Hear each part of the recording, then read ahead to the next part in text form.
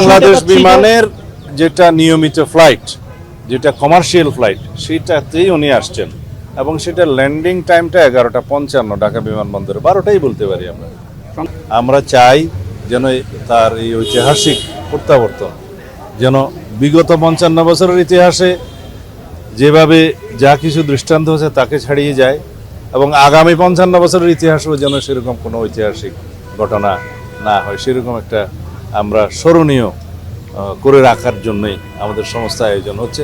আশা করি সারা দেশের মানুষ সেদিন অপেক্ষা করছে। আপনাদের সকলের সহযোগিতা প্রয়োজন।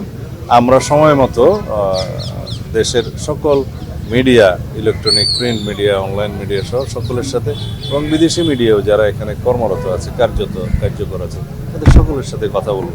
আপনারা জানতে পারবেন। আমরা একটু নকশাগুলো চূড়ান্ত করি। কয়টা নাগাদ তিনি অবতরণ করবেন? আর বাংলাদেশ বিমানের যেটা নিয়মিত ফ্লাইট, যেটা কমার্শিয়াল ফ্লাইট, সেটাতেই উনি আসছেন এবং সেটা ল্যান্ডিং টাইমটা 11:55 ঢাকা বিমানবন্দরে, 12টাই বলতে পারি আমরা।